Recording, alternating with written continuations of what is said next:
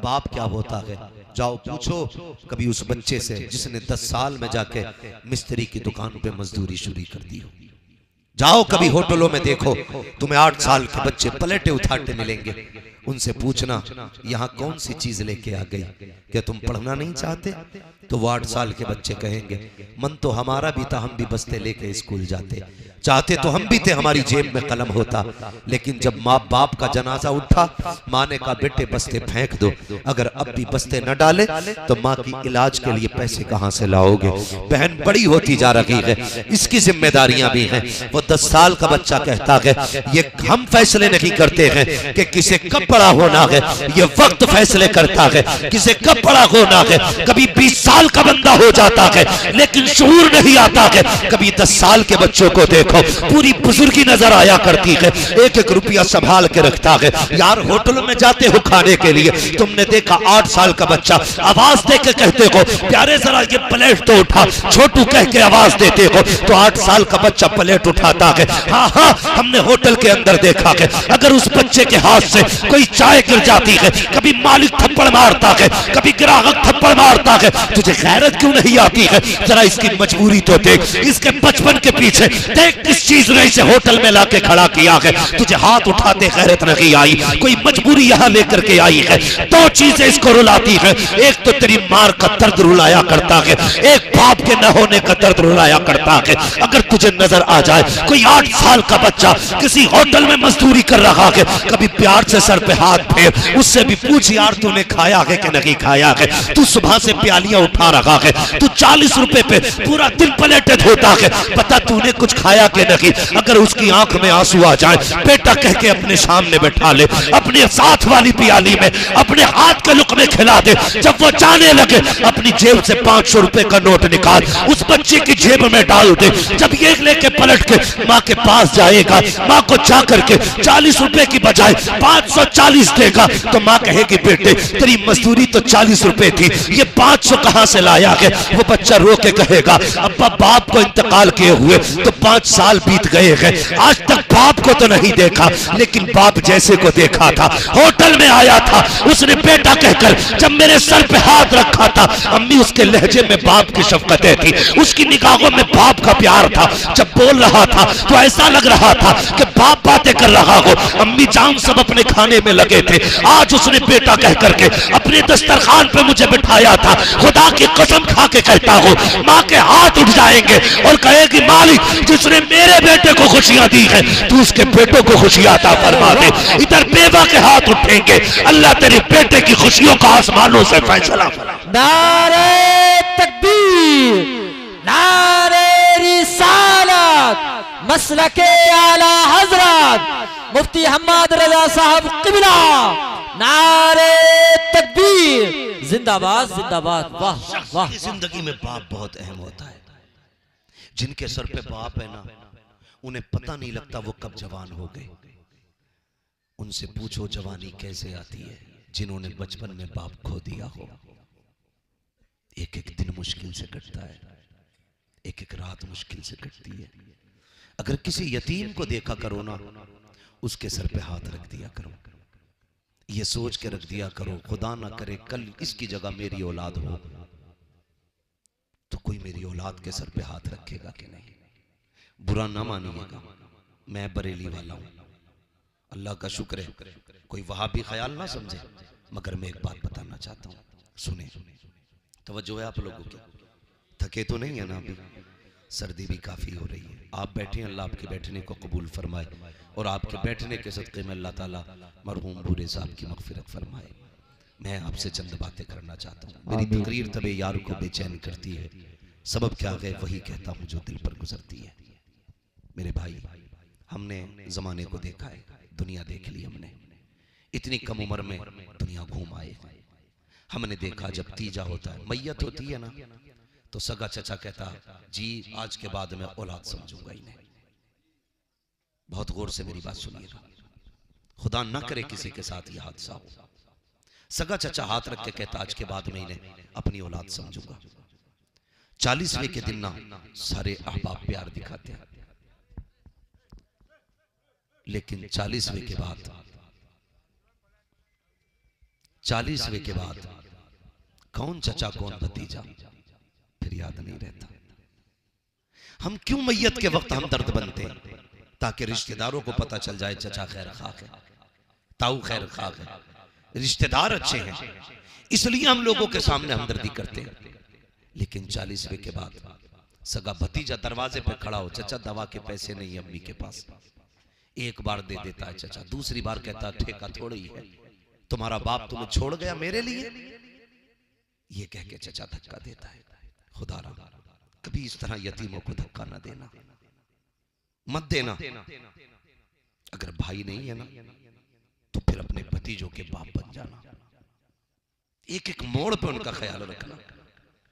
दुख होता है, आप जानते हो जब किसी इंसान की रूह निकलती है, एक रिवायत में आया है मलकुल मौत जब रूह लेके जाते हैं और वो दरवाजा पार करता है ना तो एक चीख मार के लोगों से कहता है याद रखना अपने पीछे यतीम और बेवा छोड़ के जा रहा हूं, मेरे यतीमों को रुलाना मत, मैं अपने पीछे अकेले छोड़ के जा रहा हूं, कहीं ऐसा ना करना मेरे बच्चों को रोने पे मजबूर कर दो।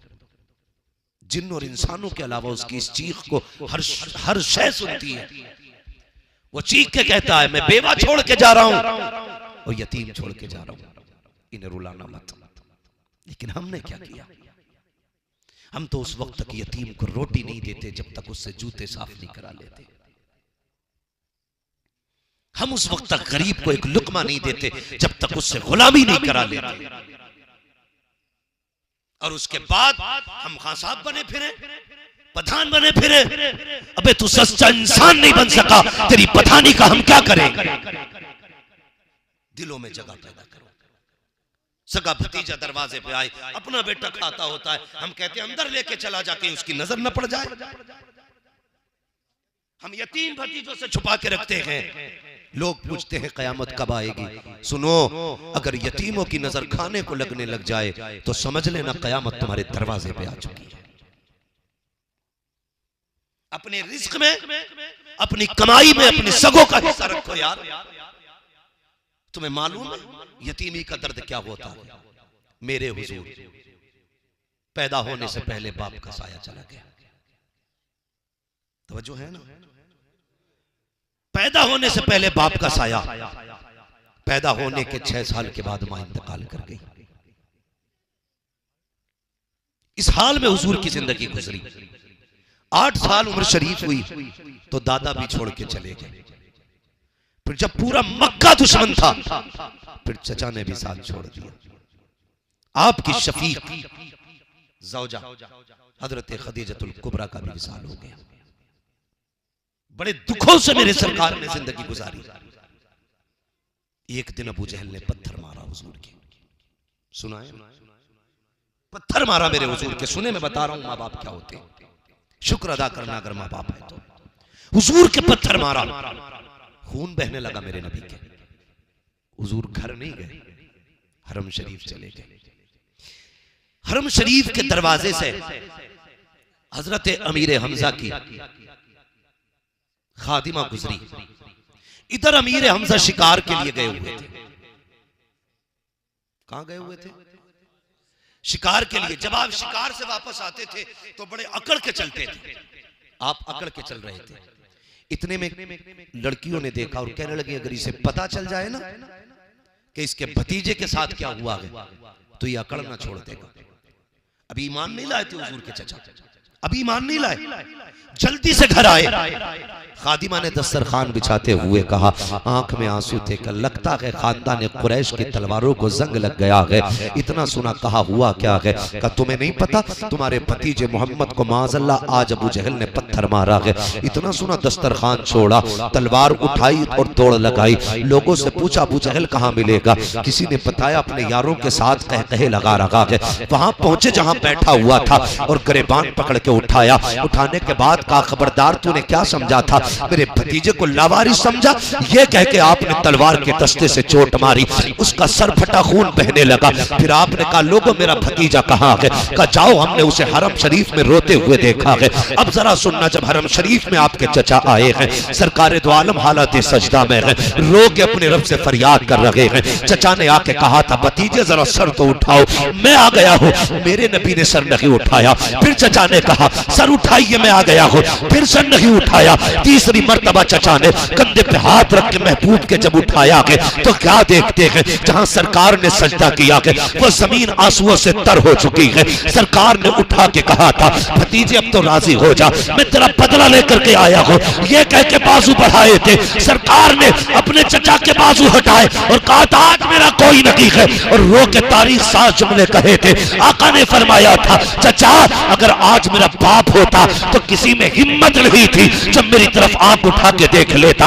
आज अगर मेरी माँ मीना होती तो यहाँ हरम में बैठ करके तनखा लावारिसों की तरह न रोता, मैं भी माँ की गोद में सर रख के रो देता। पता चला बाप होता है तो किसी में हिम्मत नहीं होती आंख उठा ले, माँ होती है तो रोने के लिए आंचल हुआ करता है। अगर ये नहीं होते हैं तो रोने के लिए गोद नहीं मिलती है, सहारे देने के लिए कंधे नहीं मिलते हैं। हजरत पैगंबर इस्लाम ने जैसी इतना कहा है, चचा ने बाजू फैला के सरकार को सीने से लगाया, कहा अब तो राजी हो जा, मैं तेरा बदला लेके आया हूँ। तब महबूब ने कहा था चाचा मैं बदले से राजी नहीं होता, अगर खुशी देना चाहते हो तो फिर वो कलमा पढ़ो जो खुदा ने मुझे दे के भेजा। ये बाप होता है, माँ बाप के बगैर जिंदगी मुश्किल होती है, बहुत मुश्किल होती है। इज्जत किया करो माँ बाप की, कदर किया करो माँ बाप की। माँ बाप सबसे ज्यादा प्यार अपनी औलाद से करते हैं, सबसे ज्यादा प्यार अपनी औलाद से करते हैं। आपको मैं क्या बताऊं, मुझसे बड़ी बड़ी उम्र के लोग बैठे हुए हैं, जिंदगी सबके सामने, सबके सामने। खुदा की कसम माँ बाप के प्यार को कोई क्या तोलेगा, कोई नहीं तोल सकता। जब औलाद हो जाती है ना तो बाप नए कपड़े पहनना भूल जाता है। बेटी आ जाती है तो बाप घी खाना छोड़ देता है, दूध पीना छोड़ देता है। बीवी कहती है सरताज पीते क्यों नहीं दूध, कमजोर हो जाओगे। बेटी का मत्था चूम के बाप कहता है अरे क्या जरूरत है दूध घी की, जिस दिन इसे इज्जत से रुखसत कर लूंगा उस दिन मैं दुनिया का सबसे बड़ा पहलवान कहलाऊंगा। ये बाप होता है यार। और माँ खुदा की कसम कुर्बान जाओ माँ पर, कुर्बान जाओ। तुम हजार ऐब करो, माँ की नजर में कोई ऐब नहीं होता, कोई ऐब नहीं होता। माँ कितनी सादी होती है यार, तुम माँ से कितनी आसानी से झूठ बोल जाते हो और माँ यकीन कर लेती है। सोचा तुमने, कभी ख्याल किया माँ क्या होती है? सबसे ज्यादा औलाद से माँ प्यार करती है।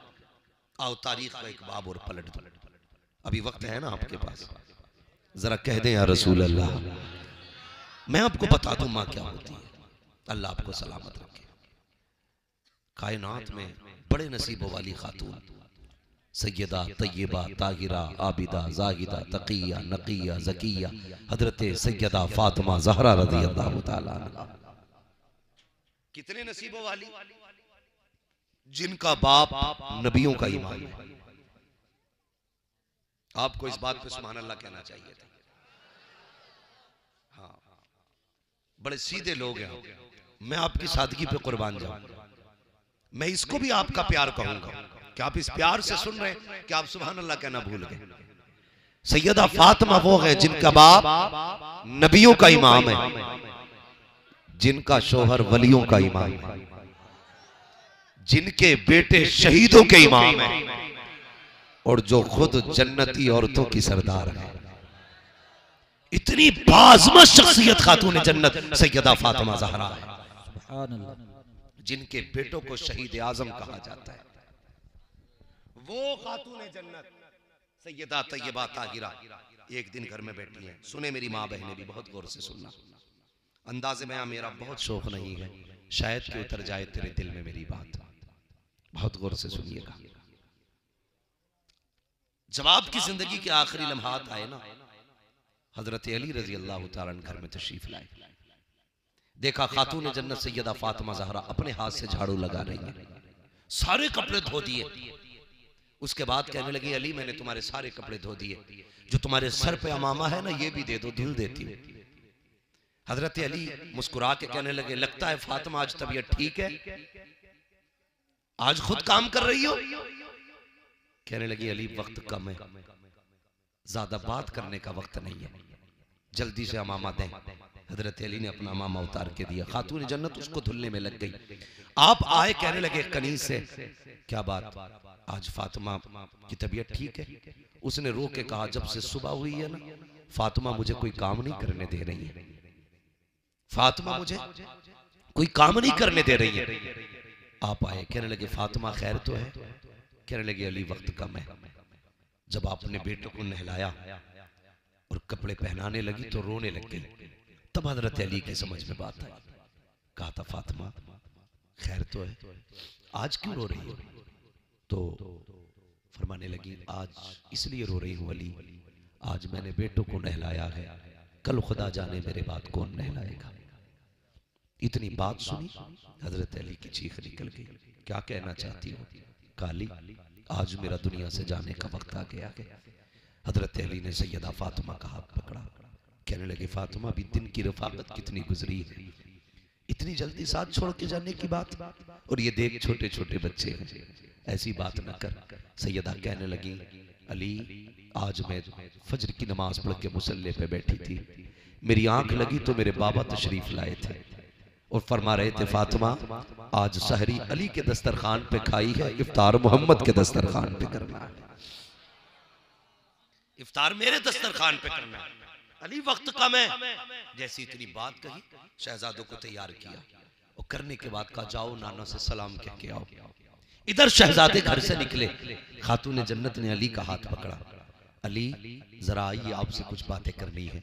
अब मेरी बहनें भी गौर से सुने और भाई भी गौर से सुने, बेटे भी गौर से सुने। खातून जन्नत हाथ पकड़ के लाई, कहने लगी अली जरा आइए कुछ बात करनी है। जब आके बैठे हजरत अली ने कहा कहो फातिमा क्या कहना चाहती हो?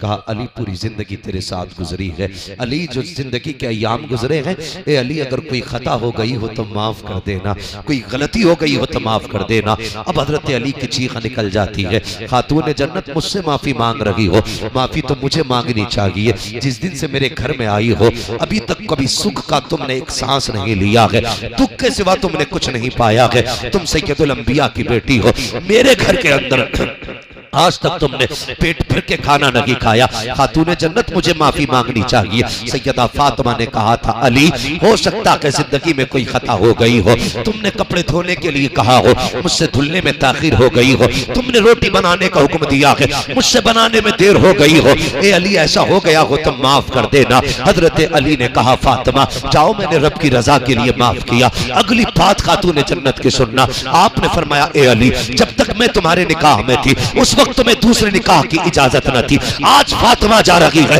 और तुम्हें आजाद करती है, तुम जिससे चाहे निकाह कर लेना। अल्लाह अकबर। उसके बाद जब तीसरी बात की बारी आई है जरा दिल थाम के सुनना, खातून जन्नत ने कहा था ए अली मेरे बाद निकाह करोगे, अपना घर भी बसाओगे, बीवी तुम्हारे बिस्तर पे आएगी, लेकिन ए अली जहां 29 रातें अपनी बीवी के साथ गुजारा करो, एक रात मेरे बच्चों के साथ गुजार लिया करना। ये माँ हुआ करती है, ए अली एक रात मेरे बच्चों के साथ गुजार लिया करना। खातून जन्नत किस लिए? कब मेरे बगैर बच्चे पता नहीं कैसे जिंदगी गुजारेंगे, ए अली ये हमेशा मेरे दामन से जुड़े रहते हैं, अगर मैं न रही तो कल इन्हें मेरी याद आएगी। अली बीवी में इतने मसरूफ ना हो जाना, मेरे बच्चों को भी देख लिया करना। ये माँ होती है जाते जाते बच्चों का ख्याल करती है। और खातून जन्नत ने कहा था ए अली तुम्हें दूसरी बीवियां मुबारक हो, लेकिन कभी मेरी याद आ जाया करे तो कब्रिस्तान भी आ जाया करना अपनी फातिमा से मुलाकात करने के लिए। फातिमा इंतजार करती रहेगी। अल्लाह अकबर। इधर ये बात कही है, उधर शहजादे दौड़ते हुए आ जाते हैं। माँ ने बेटों को देखा, अरे शहजादे इतनी जल्दी? कहा हाँ। कहा किस लिए? कहा हुजूर के रोजे पे गए। अंदर से आवाज आई शहजादों नाना तो फिर भी मिल जाएंगे लेकिन माँ नहीं मिलेगी, जाओ माँ की खिदमत में चले जाओ। हमने कहा यह क्या मतलब है? तो कहा था तुम नहीं जानते हो, माँ का दुनिया से जाने का वक्त आ गया है। हमने कहा कहा आप कौन है? कहा मुझे इब्राहिम खलीलुल्लाह कहा जाता है। कहा किस लिए आए हो? कहा नहीं बल्कि सारे नबियों की रूह हजरत फातिमा की रूह के इस्तकबाल के लिए आई है। नारे तकबीर, नारे रिसालत, मसलके आला हजरत उलमाए अहले सुन्नत हजरत मुफ्ती हम्माद रजा साहब क़िबला, नारे तकबीर। मौत की आगोश में जब थक के सो जाती है माँ, तब कहीं जाकर के थोड़ा सा सुकून पाती है माँ। अल्लाह, पूरी जिंदगी माँ औलाद के नाम कर देती है, बाप पूरी जिंदगी औलाद के नाम कर देता है। हम कितना करते हैं उनके लिए? कुछ भी तो नहीं, कुछ भी तो नहीं यार। किया करो उनके लिए। ये बंगला, ये गाड़ियां, ये इज्जत, ये शोहरत, ये दौलत, बाप नहीं होगा तो ये सब काटने दौड़ेंगे। मेरे एक दोस्त थे, मुझसे कहते हैं मेरे माँ बाप तब थे जब मेरे पास साइकिल भी नहीं थी। आज 50-50 लाख की गाड़ी है, लेकिन बैठने वाले माँ बाप नहीं है।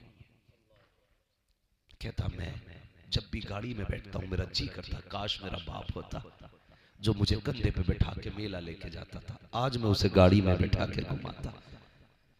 इसलिए बाप है ना तो इज्जत करो, कदर करो। अपने खाने से पहले अपने माँ बाप के खाने की फिक्र किया करो। अपने खाने से पहले लोग पूछते मालदार कैसे होते हैं, मैं कहता हूँ अपनी दौलत माँ बाप पे खर्च करना शुरू कर, अल्लाह तेरे खजानों में दौलत के ढेर लगा डाले। सुभान अल्लाह। इज्जतें यूं ही नहीं मिला करती, इसमें किसी की दुआएं शामिल होती हैं। तरक्कियां यूं ही नहीं मिला करती, इसमें किसी के रातों के सजदे लगे होते हैं, किसी की आंखों के आंसू लगे होते हैं, तब तुम कहीं जाकर के किसी मयार पे पहुंचते हो। मुनव्वर राना ने कहा था बुलंदियों का बड़े से बड़ा मकाम छुआ, उठाया गोद में माँ ने तब आसमान छुआ। खुदा की कसम माँ की गोद से बुलंद कोई शय नहीं होती। कहलवाएंगे जिससे वो चाहते हैं उससे अपने रब का नाम दिलवा लेते हैं। इसलिए मैं कभी किसी को मजबूर नहीं करता, टांग उठा के कहो, हाथ उठा के कहो, उछल के कहो, कूद के कहो। क्यों भाई? इंसान का बच्चा नहीं, बंदर का बच्चा जो उछल के कहेगा, बैठ के सुभान अल्लाह जिसकी मर्जी कहे कहे, जिसकी ना कहे वो ना कहे।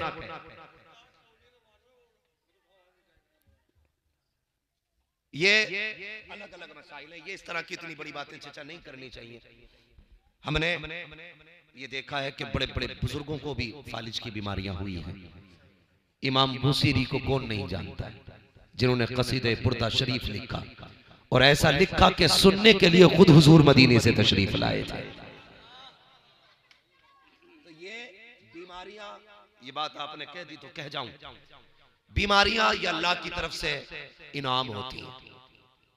अल्लाह जिस बंदे को करीब करना चाहता है ना उसे बीमार करता है, क्योंकि बंदा जितना बीमार होता है उतना ही रब से करीब होता चला जाता है।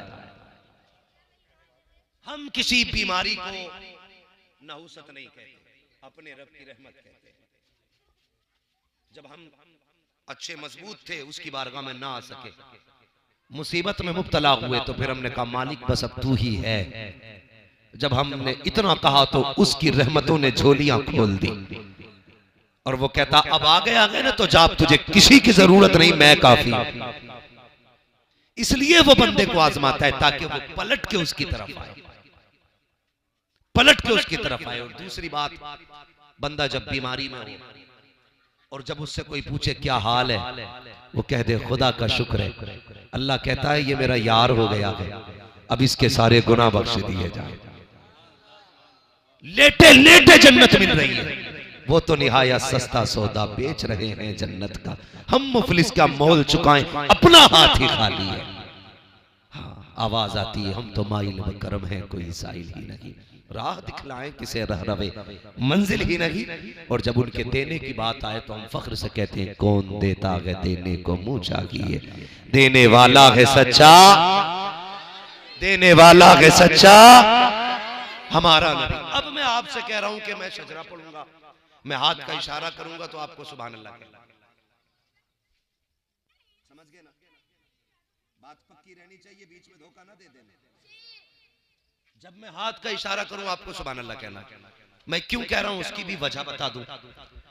जब आप सुभान अल्लाह कहोगे ना तो मुझे सांस लेने का मौका मिल जाएगा। सच्चा बात सच्ची अच्छी रहती है, ठीक है जी। आप सुभान अल्लाह कहेंगे, मैं बीच में सांस ले लूंगा, मुझे आराम मिल जाएगा, आपको नेकी मिल जाएगी, और हो सकता है आपकी नेकी के सदके में मुझे भी नेकी मिल जाए। जरा बोलते कह दे सुभान अल्लाह। माशाअल्लाह, अभी तक चौधरी साहब, ये आपके गांव के बच्चे इतने अच्छे हैं, तो जवान कितने अच्छे होंगे। मुकदमे तो नहीं चल रहे आपस में। अल्लाह सबको सलामत रखे, अल्लाह इन बुजुर्गों की उम्र में भी बरकत अता फरमाए। ठीक है जी, चले आगे। ये आप जो हो ना एक डिस्प्ले की तरह हो, और जितनी डिस्प्ले अच्छी होती है चीज उतनी अच्छी लगती है। डिस्प्ले अच्छी हो तो चाइनीज चीज भी बिक जाती है, और डिस्प्ले ठीक ना हो तो नोकिया का माल भी रखा रहता है। ठीक है जी। तो जो आगे वाले लोग हैं ना, आपको जरा और ज्यादा बेदार रहना। जरा आगे वाले बोल दें सुभान अल्लाह। माशाअल्लाह, इतनी तेज आवाज निकल रही है, मेरा यकीन है ये बात आवाज मदीने तक जा रही होगी। और हमारा अकीदा यह है वल्लाह वो सुन लेंगे, फरियाद को पहुंचेंगे। इतना भी तो हो कोई जो आह करे दिल से। हुजूर को जब भी पुकारा करें दिल से पुकारा करें, फर्जी नहीं, फॉर्मेलिटी नहीं। किसी मौलवी के कहने पे तुमने पुकारा तो क्या पुकारा, मजा तो तब है जब खुद पुकारा कर। अजीब मसला, लोग कहते हैं प्रधान के नाम पे सुभान अल्लाह कहो, चौधरी साहब के नाम पे सुभान अल्लाह कहो, ये क्यों नहीं कह देता कि मुस्तफा के नाम पे सुभान अल्लाह कहो? इससे बड़ी जात कौन सी होगी? ठीक है जी, आपको सिर्फ सुभान अल्लाह कहना। जब मैं हाथ का इशारा करूंगा उससे क्या है, मुझे सांस लेने का मौका मिल जाएगा। बच्चे बड़े समझदार हैं, इंशाल्लाह अगर ये पढ़ें, मोबाइल कम चलाएं तो इनका फ्यूचर बड़ा मुस्तकबिल होगा, बड़ा रोशन इनका मुस्तकबिल होगा, इनका फ्यूचर बड़ा ताबनाक होगा। पढ़ते हैं ना बेटे? पढ़ने जाते हो कि मोबाइल चलाते हो खाली? एक बात बता दूं तुम्हें भी बेटे, जो कौम बचपन में मोबाइल चलाएगी वो जवानी में भीख मांगेगी। ये आने वाले 50 साल का उसूल है। अगर आने वाले दौर की भीख से बचना है, आज किताबें उठा लो, कल कंप्यूटर तुम्हारे कदमों में पड़े होंगे। पढ़ेंगे इंशाल्लाह। जो अच्छा नंबर लाया करे चेयरमैन साहब, आपकी बस्ती में जो टॉप क्लास किया करे, पूरी बस्ती को टॉप किया करे, नेता लोगों की जिम्मेदारी है उसकी हौसला अफजाई के लिए उसको कुछ न कुछ इनाम दिया जाना चाहिए, ताकि इससे हमारी नस्लों में पढ़ने का शौक पैदा हो। ये करना चाहिए। बस मैं अब बात पूरी कर दूं, मुझसे कहा गया वक्त बहुत ज्यादा हो रहा है, मैं भी बीमार आदमी हूँ, रोज सफर करता हूँ, बस मुझे भी आज आराम मिल जाएगा। जरा कहें सुभान अल्लाह। आप किस चीज का इंतजार कर रहे हो भैया? अभी क्या जिब्रील आएंगे कहने के लिए सुभान अल्लाह के लिए? मैंने इतनी वाज़ेह बात कह दी, आप सुभान अल्लाह कहोगे मुझे सांस लेने का मौका मिलेगा। आप अभी से ऐसे कर रहे हैं जैसे धान टोकरे जम के आते हैं, कहीं बाल निकली है, कहीं ठोम जम गई। ऐसा ना करें, जरा सारे बोले सुभान अल्लाह। आदम के बेटे शीश, शीश के बेटे यानस, यानस के बेटे कैनान, कैनान के बेटे मैलाइल, मैलाइल के बेटे ब्यारत, ब्यारत के बेटे इदरीस, इदरीस के बेटे मुतवशिक, मुतवशिक के बेटे लमकनेक नाम, लमकनेक नाम के बेटे नूह, नूह के बेटे शाम, शाम के बेटे जुल्हाद, जुल्हाद के बेटे शालेक, शालेक के बेटे आबिर, आबिर के बेटे दाता, दाता के बेटे रावा, रावा के बेटे सारू, सारू के बेटे नाखुर, नाखुर के बेटे तारिक, तारिक के बेटे इब्राहिम खलीलुल्लाह, इब्राहिम खलीलुल्लाह के बेटे इस्माइल ज़बीहुल्लाह, इस्माइल ज़बीहुल्लाह के बेटे केदार, केदार के बेटे अवाम, अवाम के बेटे हमल, हमल के बेटे सलमान, सलमान के बेटे हमल, हमल के बेटे साबित, साबित के बेटे सलमान, सलमान के बेटे रईसा, रईसा के बेटे इलियासा, इलियासा के बेटे औद, औद के बेटे हव्वा, हव्वा के बेटे अदनान, अदनान के बेटे मोहित, मोहित के बेटे नदान, नदार के बेटे मुदिर, मुदिर के बेटे इलियास, इलियास के बेटे मुदरिका, मुदरिका के बेटे खदीमा, खदीमा के बेटे किनाना, किनाना के बेटे नदर, नदर के बेटे मालिक, मालिक के बेटे फार, फार के बेटे गालिब, गालिब के बेटे लुई, लुई के बेटे काब, काब के बेटे मुर्रा, मुर्रा के बेटे किलाब, किलाब के बेटे कुसई, कुसई के बेटे अब्दे मनाफ, अब्दे मनाफ के बेटे हाशिम है, हाशिम के बेटे अब्दुल मुत्तलिब है, अब्दुल मुत्तलिब के बेटे अब्दुल्लाह है, अब्दुल्लाह के बेटे मोहम्मद रसूलुल्लाह। नारे तकबीर, नारे रिसालत, मसलके आला हजरत मुफ्ती हम्माद रजा साहब क़िबला, उलमाए अहले सुन्नत, नारे